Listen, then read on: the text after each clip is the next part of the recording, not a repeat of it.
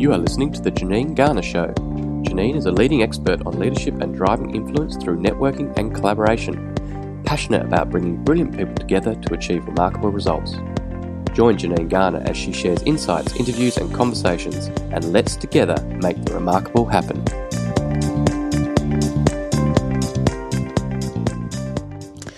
Welcome to the latest episode of Unleashing Brilliance. I've got the absolute pleasure to be sitting here today with Oscar Trimboli. Oscar is an author, a speaker, and an executive coach, and he is an expert on the power of deep listening, of how when you listen deeply, you can create impact beyond words. He's got over 30 years experience across software and telcos in sales, marketing, operations and product development for global and local organizations, including some awesome businesses like Microsoft, PeopleSoft, Vodafone, Polycom. And it's this combination that provides a unique blend of practical and evidence-based methodologies. He consults to a whole list of organizations from 20th Century Fox through to News Corp, Universal Music and Qantas. He's the head of the coaching faculty for the Marketing Academy Australia, and he's an author. He's the author of 2 books, Breakthroughs, How to Confront Assumptions, and my favourite book at the moment, Deep Listening, How to Have an Impact Beyond Words. It's an absolute pleasure to sit and chat with you today, Oscar. I'm looking forward to it. So, where did it all begin? What did you want to be when you grew up? I can't imagine you wanted to be an author of a book called Deep Listening. What did you want to be when you grew up? I loved cooking. You love cooking? And I undertook at the last year 10 of school, I went to the Summit, which is no longer a restaurant in Australia Square in George Street, Sydney. And for 2 weeks, whilst at school, I was an apprentice in a restaurant, and I can still remember the chef, Wolfgang. He was German, and I learnt the one-hand egg break. I made 144 poached eggs by 5 a.m. Oh, my goodness. So that's 12 dozen. And roasted capsicums and peeled potatoes and all those other jobs that the juniors get. And then at 10 a.m., Wolfgang said to me, "Okay, Oscar, I want some lunch." And the apprentice has to do that. And I thought, oh, great, I get to cook something. And I said, "Yes, chef, what would you like?" And he said, "My regular," which was a Big Mac, fries, and a fillet of fish. There was a McDonald's downstairs in the building. And I said, "Sorry, chef, I think I must have misheard you." And he said, "I would not eat any of the rubbish that is cooked in this kitchen. Go downstairs." And for 2 weeks, I went downstairs and bought this guy a Big Mac. And I walked in with inspiration, and I walked out totally disillusioned and never pursued cooking as a profession. And yet my wife, Jenny, will attest to the fact that if I want to binge on anything, it will be cooking shows. And Anthony Bourdain is my total man crush. Wow. New York chef who travels around the world interviewing chefs around the world. So my love of cooking is still there, but it's right now it's a love that's lived through TV rather than practice. So that moment, how old were you? I was 16. 16. So it's obviously stayed with you, the fact that you can paint this story so eloquently. I can still smell the roasted capsicums.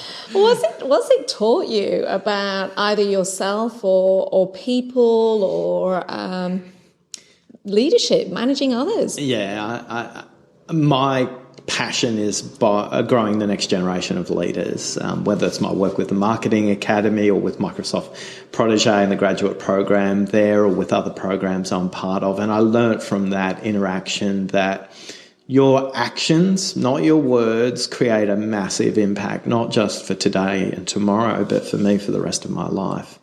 So Wolfgang taught me that having clear intentions well communicated is important. But is it inspirational or is it really just disillusional? So he taught me not only how you deliver the message matters, but what the message is really important too. So I guess to some extent, I spend a lot of time in thought thinking about what I'm going to say. And when I'm walking the dog with my wife, she'll say way too long thinking about that. But I think words matter, and the impact that words create matters even more. And this has obviously influenced the work that you're doing now. As somebody that is incredibly passionate about not just what is being said, but equally what we are listening to, and this power of deep listening. Can you tell me a little bit more about that? What's driving you to get this message out? Yeah. So we spend a minimum of 55% of our day listening, and yet only 2% have received any training on listening. You didn't go to school and go into a listening class. You didn't have a listening teacher. There wasn't a listening course you could go to at university. In fact, there wasn't even a listening elective that you could attend at university. So if you survey any audience, and I've done this and a number of academics have done this, you can survey any audience in any part of the world, in any culture, and ask them, do they think they're above or below average listeners? 80% of the audience will always say they're above average listeners, which statistically is impossible. 50% of the audience needs to be above and 50% below. And yet most of us don't know how. When we're conceived in our mother's womb at 20 weeks, the first sense we develop is the sense of listening. At 30 weeks, we learn to distinguish our mother's voice from any other sound outside of the body. And then at 32, 33 weeks, we can distinguish heavy metal from classical music. And yet the first thing we do when we're born is we speak and we scream and we want to be noticed, and that stays with us for the rest of our lives. And I always go back a long way to put it all into context, and the deep long-term cultures, whether they're the Chinese cultures or the Aboriginal cultures in Australia, or in Chinese listening is called Ting. It's 5-dimensional. It's about respect and focus and listening and seeing and being completely present in the dialogue. And Dardiri, which is an Aboriginal word for connection between yourself, your peoples and the land, is the closest word to explain deep listening. And by 2030, I want 100 million people in the world to know what deep listening is, to know the difference between I'm not a good listener and I am a good listener, but more importantly, to provide them with some simple tools to get there. And the podcast, the books, and my speaking is all about trying to get that message out there, because many of the problems that we face in the world, whether that's in a personal relationship, whether that's in an organisational context, whether that's in a political context, whether that's in inter-country, North Korea, South Korea as an example, it all comes about through people shutting down and not listening. So that's where it comes from. And where did it all start for you? When did you realise that this was something that you did naturally, that you have subsequently developed, researched, explored further? I don't think there was a moment, but as Steve Jobs says, you make the connections looking back, not in the moment. And looking back, I can go to, I was very deliberate at our dining room table at home, listening to my parents and my siblings. At school, I was a hub between the sporty guys and the nerds and the musicians and the migrants, and I was also listened to by the teachers, and I listened to the teachers. And then in professional life, I always made a point of bringing executive teams or the sales teams or the business units I led into contact centres, or getting them very, very, very, very close to customer discussions. I remember bringing one set of executives and our advertising agency into a very, very cold computer server room. And I brought them into a customer's computer server room because I wanted them to listen firsthand to what the customers were experiencing. And the executive team and the agency said, "It's really cold in here." And I said, "Well, I'm glad you noticed, because this is the life of technology people. If we don't get our technology right, they need to spend more time in here rather than less time in here. And every time we send out a patch as Microsoft to update a server, they have to come in this room. And every time they're called, they're thinking about you. So just getting them to listen. Or in a contact center where I got a bunch of product managers to listen to what customers were actually complaining about. And then we did a debrief and they went, they're talking about none of the stuff that's coming down in our playbook. So in global organizations, you're given this very deliberate construct. This is the way you talk to customers. These are the messages. And yet in Australia, none of our customers were talking about that because we weren't listening to them. So one tip I always say to leaders is if you want to solve your marketplace listening problems, just focus on your complaints. Don't have to do market research. If all you do is fix your top 5 complaints, you will never have a listening problem. But more importantly, your customers will feel heard, they'll be loyal, they'll buy from you, and they'll refer you to others. You know, one of the biggest listening mistakes Microsoft made in 2007 was when the iPhone was launched and Steve Ballmer stood on stage and said, nobody's ever going to buy a $1,000 phone. And yet 6 billion iPhones later, Microsoft's not in the phone business, and that was a failure of listening. And it wasn't just the CEO, it was the whole organisation that had missed an entire market move. And now Microsoft's needing to reinvent themselves as a result of that. So I can see in all kinds of domains where listening played a really, really big role. And what I noticed was when I was in organisations, I never had problems recruiting new staff. They'd always want to come and join our teams because we were doing things a little differently. But a couple of people always would say to me is, I'm joining your team because my manager doesn't listen to me. You do. You're not even my manager and you've spent more time listening to me than my manager has for the last 3 years. I'd love to be part of your team. So in a roundabout way, it's a great way to spot talent. I remember a lady rang me from the USA and she'd heard about the work I'd done with the graduate program and said, hey, I'd heard about your work. Would you mentor me? And I'd say, Priscilla, what do you want to do? She goes, I actually want to move to another country. I want to get out of head office. I want to work in another country. And we went through this whole process. And she decided she wanted to move to Singapore. And I was very supportive and made introductions to her. And then about 6 months later, I posted a position available in my group. And I don't know, maybe it was 90 seconds before I got a phone call from her. She goes, I want that job and you just tell me whatever I've got to do. And I said, but Priscilla, you're moving to Singapore. And she said, yeah, but I want to work for you. And that all came about because of listening. So I think listening for leaders means you're always listening for talent.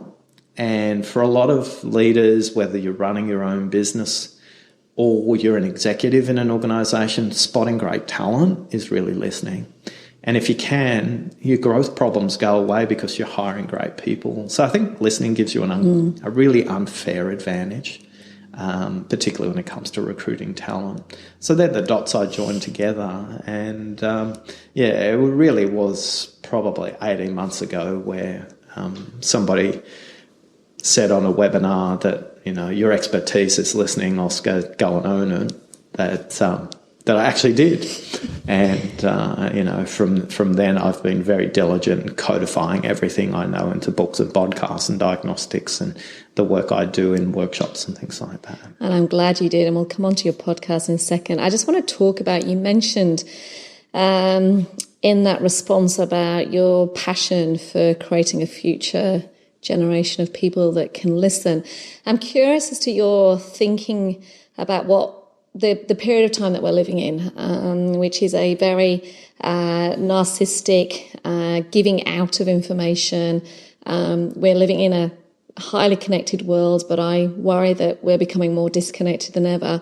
What's your thought of how important this skill is, and have we stepped closer to it becoming better, or have we got a harder job to do in the current climate? Since about 2010, humanity's created more broadcast mechanisms of communication than ever before in history. And equally, we're not listening. We've created the most connected technologies, but humans are more isolated. They're more isolated in their homes. They're more isolated in their workplaces.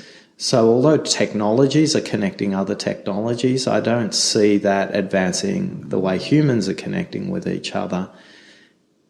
I'm optimistic about what these technologies can bring. Having spent 30 years in technology, I know that they can create great things, and misuse, they can create things that are really unproductive for humanity. So one of the things that fascinates me about artificial intelligence and machine-based learning is spending time. This is what I'm literally doing right now in my podcast series. I'm interviewing data scientists and machine learning experts to understand how computers listen.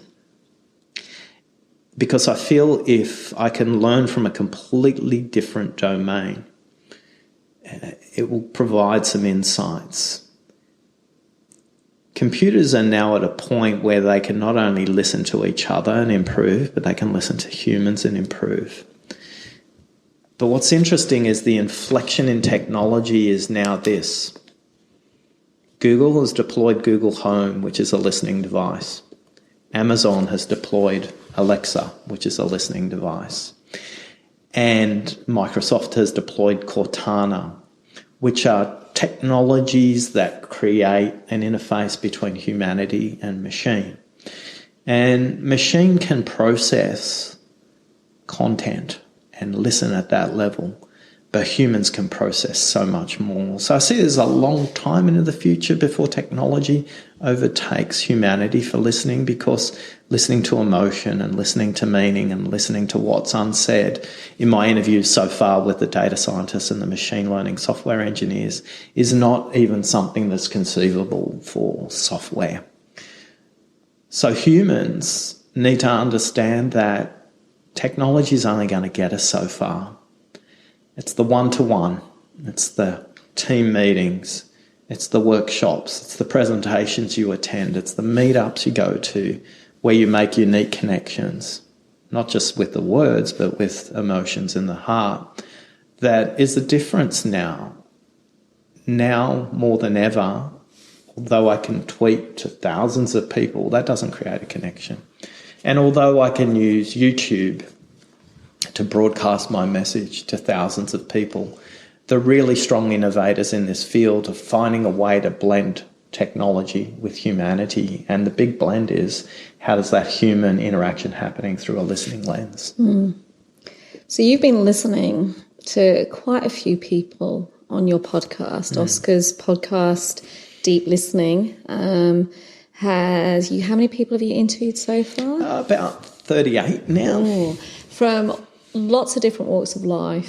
Yeah, lots of different areas of expertise. We're deliberately diverse by design, where we got half the audience is older and younger than me, half from overseas, half locally, half in professional context, half in personal context, half where English is their first language, half where English isn't. Multicultural perspective of East and West and others. And also, of course, male and female, 50-50 as well, to create a listening palette for people to experience what listening means, whether you're a funeral director or a suicide counsellor, or whether you're an air traffic controller, a judge, a lawyer, or somebody who's a market researcher. Because I think in creating this really diverse palette of listening, it helps my audience connect with somebody. But I'm really doing it for myself, if I'm completely honest. So I'm curious, who so far did you love the most? Where did you learn the most? Oh, look, I love all my children equally. I couldn't possibly say one interview. What I would say is, what are the interviews that really connected the audience? And the ones that really connect with the audience, suicide counsellor, telephone-based suicide counsellor, and Alan saying not to ask why-based questions. If you ask why-based questions, they're loaded with judgment. The time you were asked why-based questions is usually when you were a youngster and your parents said, "Why did you do that, Janine?" And that creates negative connotations. But when you literally have somebody's life in your hands, you want to be compassionate, you want to be present, you want to be completely listening. And Jen, who's an Auslan interpreter for the deaf community, her ability to listen to what the group's saying, not just what the individual's saying in the group, was really powerful. But equally, I think of mediators that we've interviewed who talk about bringing parties together who have huge conflicts around water. And there was one project where a dam was going to be built over a river, and that had fishing implications as well as implications for the local tourism industry. But equally, I've spoken to workplace mediators where managers have completely abdicated their role as leaders in a conflict in the workplace and outsourced that to a mediator and a really, really skillful listener. And yet I think about Bronwyn, who's a funeral director, who listens to people at the most difficult time of life when they've lost a loved one, and how do they listen not only to what's said but what isn't said. And of course it's going to be emotional, but how do you help those people through that? So definitely don't have a favourite. What have you learnt about yourself during this process of listening to others? This is really unexpected. I've learnt that I'm creative, and when I left school, I went to study accounting, and I started life off as an audit clerk. And I was counting spark plugs at a Jaguar dealer in the eastern suburbs of Sydney. And my manager at the time pointed out to me that we were doing spreadsheets on A3 paper spreadsheets. This is before computers. And I was using pencil and pen because you needed to be a manager to use a pen, because pen meant permanent and pencil meant you could rub it out. But I discovered I was dyscalculous, which means I'm dyslexic when it comes to dealing with numbers, so I transpose numbers very regularly. So I was so excited when caller ID came through, because I'd meet lots of lovely friends when people left me voicemails in the past, because I'd just ring up the wrong person and start a conversation with them, only to realise I'd dialed the wrong number. So structure was always really important to me. You know, if one thing I learned from spreadsheets, they had rows and columns, and I loved the structure, but then I eventually went to computerise those. But most of my career was spent inside structures, whether they were organisational structures or software structures, which are relatively binary. But the process of creating a book or a podcast has liberated some fascinating part of my brain to deal with creativity. I was lucky enough to work with a team at Presentation Studio to bring the artwork to life around the book and the PowerPoint presentations. And their briefing process was just astonishing in how to get this out of me, and then how the idea evolved over time. And the same with the podcast, where I started with the podcast on a blank piece of paper in a hotel room in Melbourne, and where it is now is completely different. It's got its own momentum. People are approaching me to be interviewed, and I just have fun because I don't have a format. I just listen to the people, and the podcast emerges from that, and sometimes that freaks them out. And for me, it's just the process of creating something from scratch with listening, which is really powerful for me. What I love about what you just said is, if we're not careful, format creates structure, which keeps people in. But listening creates opportunity or creativity. And if you push that over onto the world of business or people following dreams or creating something, I wonder how many people are using structure to stop them from moving forward. Whereas if they listen, quite possibly the opportunity could be there. And structure has its place. I don't think we're saying structure's bad, it's whether structure's appropriate. And I think particularly in the ideation stage of an idea, in that embryonic early time where the idea is fragile, putting a structure around it too early will suffocate it. It will really constrict the idea. I'm visualising a boa constrictor just wrapped around a particular idea. I was working with a client a couple of months ago, and they just went too early to try and systematise the idea before it was tested. And sometimes you've got to hold that idea long enough that it sprouts from a seed to a seedling. And sometimes we've just got to let it go. And I think much like the seedling needs to become a sap before we put the pieces of wood in place to give it a bit of a structure, we just got to nurture at that point. And I think the skill for leaders is to know when that's the time. I think managers put structure in too early, and leaders are comfortable with the unknown and explore what's possible longer, which brings more people and more momentum through the idea.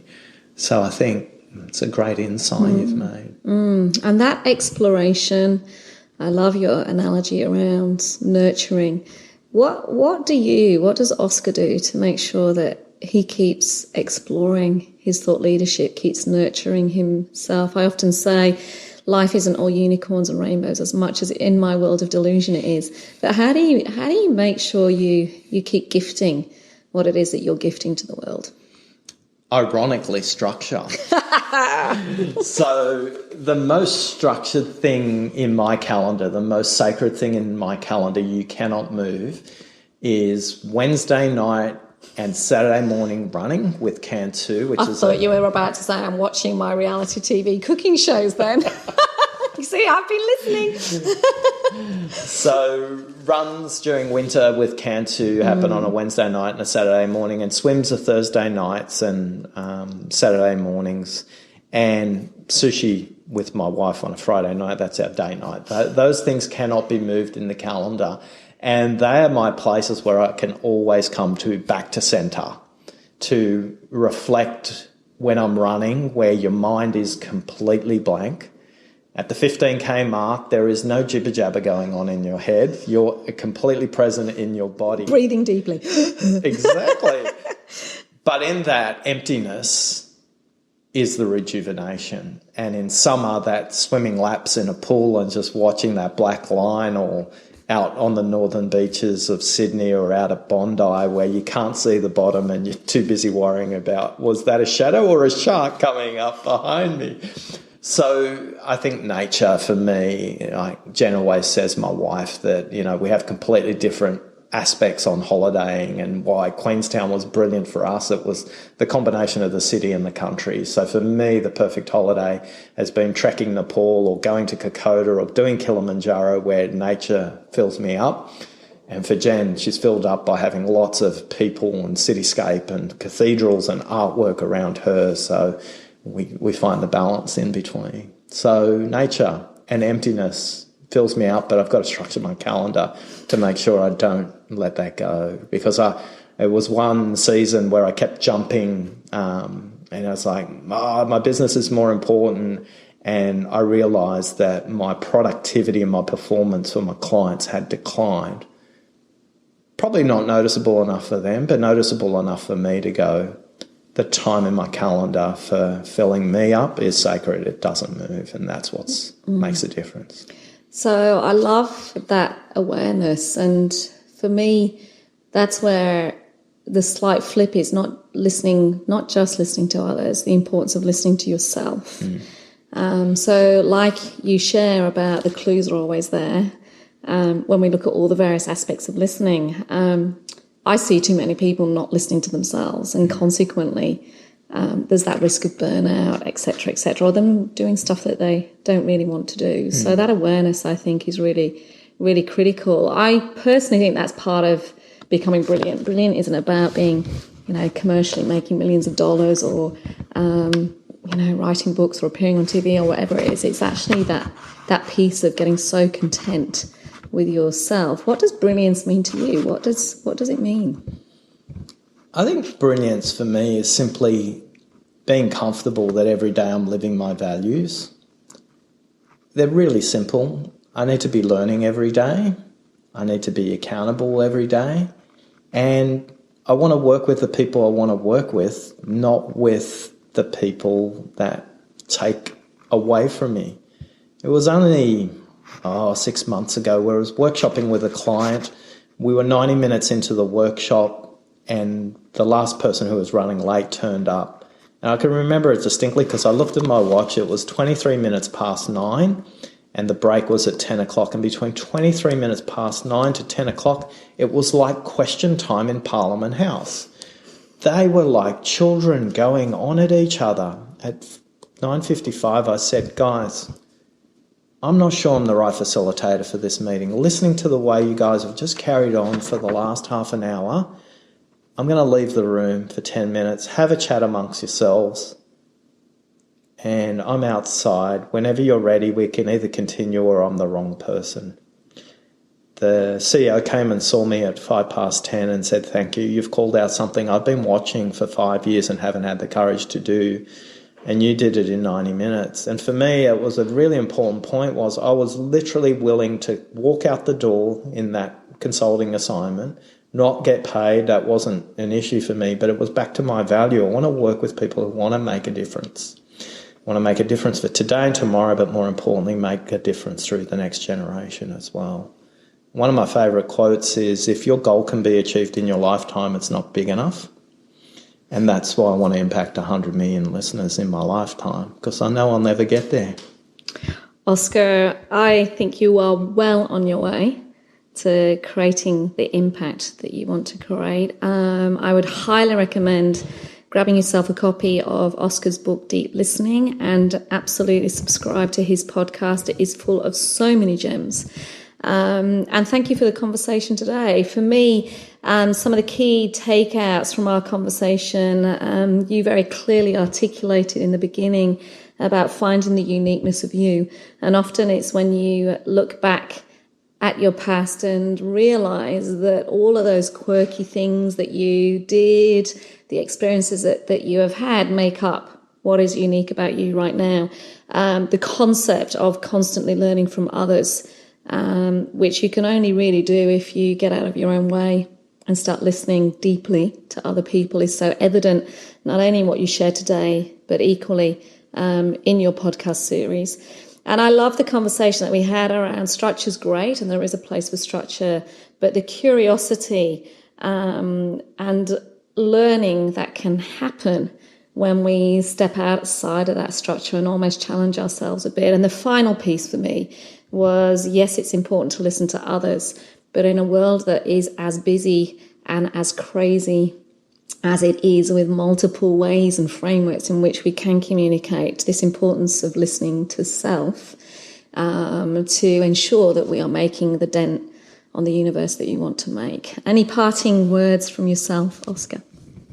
Thanks for listening. Thank you. Thanks for joining me. It's been an absolute pleasure. We hope you enjoyed listening to The Janine Garner Show. To follow her blog, purchase her books, or find out more, visit her website, janinegarner.com.au. Brilliant people, extraordinary results.